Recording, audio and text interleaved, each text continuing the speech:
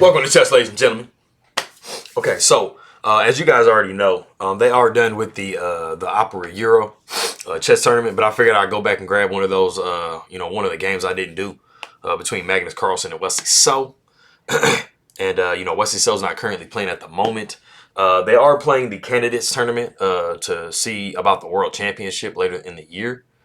So I might grab a game or two from there. If you guys would like, let me know if you want to go ahead and see one of those. I'm just kind of taking it one day at a time, seeing what I want to. Am I not clear? Okay. Just kind of seeing what I want to throw down. But if you guys are ready, let's go ahead and take a look and see what we have for this game. Get my mouse turned up here and the volume. Bam. All right, cool. All right, so we have an E4, E5, knight to F3, knight to C6, bishop to C4. We got bishop to C5, so we have the Italian game. And so we have castles by white. We got knight to F6. We have D3, so we have the Giuoco Pianissimo. Like I said, this is one of the oldest openings in the game of chess. One of the oldest known recorded openings that we have in chess. We have the Roy Lopez, we have the Italian game. A lot of these really old openings are named for the city where they were first kind of played. You have the Italian game, you have the French defense, Sicilian. So kind of whenever you go back into the history of chess and kind of, see where these games first came from, they kind of named them after the city they found them in, All right, so we have the castles by black. We got C3 by white. We got D5, pawn takes D5, knight takes D5, and we have rook to E1. And as you guys can see, we're having the same openings kind of, but we're just varying in our different variations that we go down, trying to see if we can find, the best variation to get a win in. So we have bishop to G4. Of course, we have knight takes E5. And then after knight takes E5, rook was going to be taken on E5. So we have to try to get rid of that threat. So bishop to G4 does that pretty perfectly. So we have knight B to D2. And this is actually pretty strong for white. White's in a good position. Black is not losing by any means, but, it's a little harder. It's a little harder to play for black. So we have knight to B6, trying to threaten taking here. And then you can basically decide if you want to take with the pawn or you want to take with the knight. But with this pin, you do kind of want to keep this knight here. We have H3, bishop to H5. We have bishop back to B3. So, we don't like that threat here. So getting rid of that. But that does give the pawn away on D3. And it's kind of just a pawn. There's not really a lot of compensation that white actually has. And black is actually in a better position at this point in time here. So we do have the counterattack knight takes E5. Of course, if we took bishop here, if we took queen here on D1, we'd be taking the bishop here or the queen here on D3, and then after something like that, we'd have a double attack on this bishop here. So it's just, it's really a little bit better for white because the bishop is having to try to retreat somewhere, and then we're going to be developing the bishop either here or here. So as you can see, it does help white to go into that trade. So we're not going to do that. So we do see queen to F5, which is pretty strong. It's the best for black. And then knight E goes back to F3. And so we have a rook A to D8. And as you can see, white is a little bit cramped. They don't have their pieces on like optimal squares. This bishop is still kind of hemmed in. This rook's not really being used.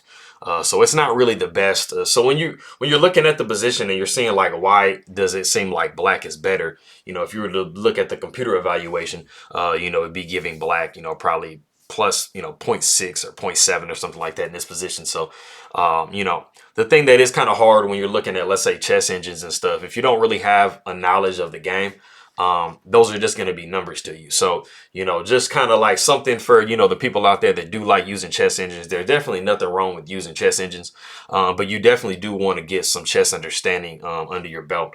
So that way you do kind of understand like why it's giving you a specific type of percentage. And then, like I said, as you can see, black is commanding a lot more space. They have both of their bishops out. Their queen is active. Their rooks are connected. So as far as opening and development goes, black is far superior to white. So that's why it would be giving, black a little bit better thing here. And What I will note is actually rook to e8 was just a little bit stronger. And then it did put black in, or it put white in a lot more of a defensive position. So the rook would take on e8, and then after the rook took e8, you see bishop back to c2, queen to d5. And as you guys can see, it's kind of more of the same. But it does give black a pretty dominant position because, you know, white is still having issues with, you know, their development.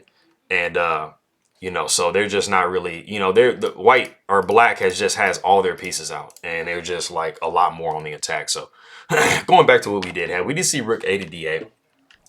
After queen to e2, we see queen back to c8. And we see queen to b5.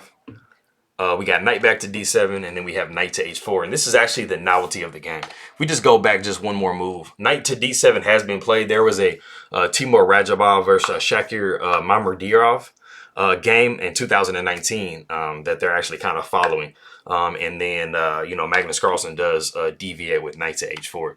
But as you can see, you know, white is actually starting to kind of unravel their pieces a little bit. Their queen is more active. And so they're just in a little bit better position now. So we have a6, queen comes back to f1. We have bishop to e7. And we have knight to f5, rook f to e8. We have knight takes on e7. We got rook takes on e7. We got rook takes on e7. Then knight takes on e7.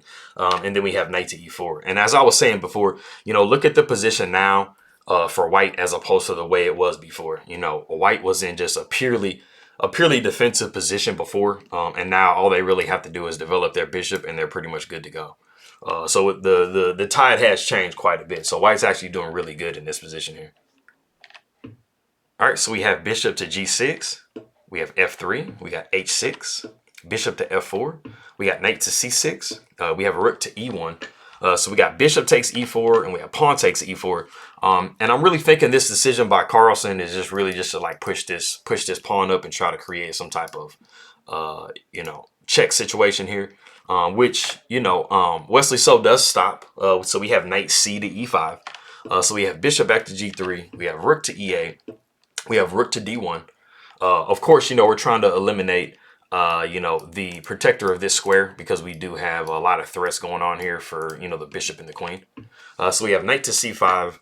We have bishop takes e5. And then we really have to go.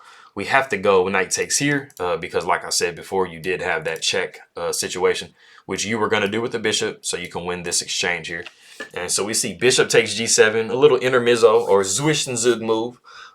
You know, just because, you know, we've already taken a piece back here. And so, you know, we're just trying to grab a nice little extra pawn or whatever before we go down. So we're going to go down swinging. So we have king takes g7, pawn takes b3. We have rook takes e4, and then we have queen to f3. You know, you're putting a lot of threats on the board with queen to f3. Once the rook does move, you know, you are threatening this pawn back here. You know, you're trying to build up threats against the pawn here on f7. So we see rook back to e7, and then we see rook to d4. And actually a very, very nice possibility was to actually go rook to f1 here. And rook to f1, you know, there are a lot of threats. There are a lot of threats on the board. You know, you're looking at, you know, the possibility of, let's say, for example, like, you know, black kind of gets, you know, kind of thinking too much about this pawn, or they're thinking too much in defensive mode. You know, it might go something like b6, but you're going to be looking at queen to f6 with check, and then, you know, possibly something like king to f8, and then queen to h8 is going to be mate. Because now you have a problem where you're attacking the king, you're forking the king and the rook at the same time. So you have to have some pretty, you know, some good care when you're going through this position.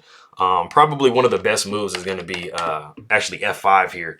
And like I said, I mean, you know, you're having threats against here.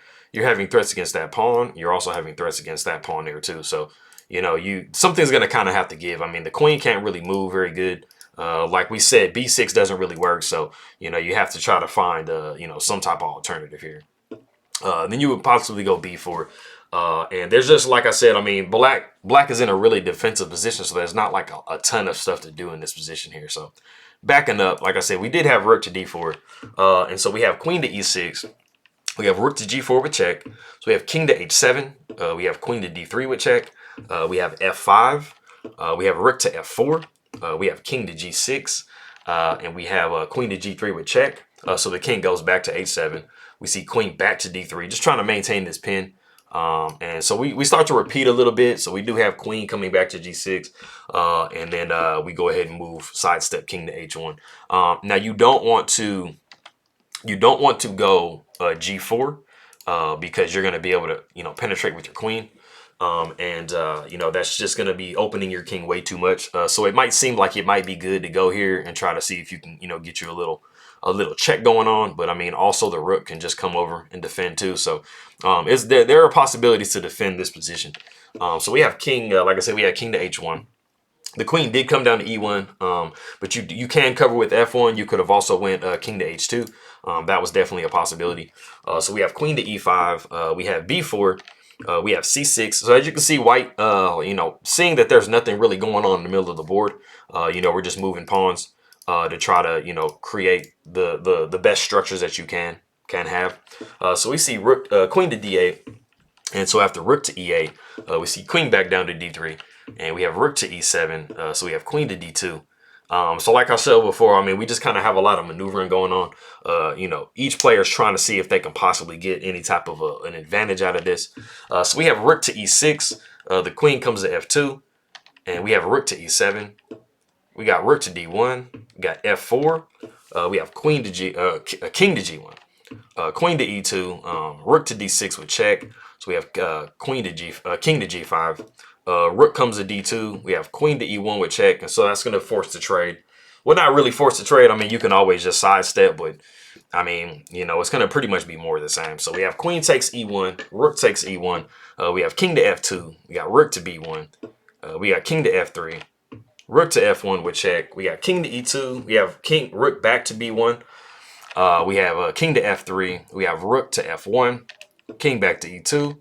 Rook to b1, then we have king to f3, and we do have a draw by threefold repetition.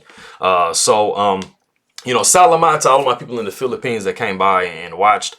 I appreciate everybody coming by. I just had somebody from Tunisia send me a message, so I'll say shukran habibi, assalamu alaikum to you. Appreciate it very much. Ma assalama. Kamusta to my people in the Philippines. Let me see.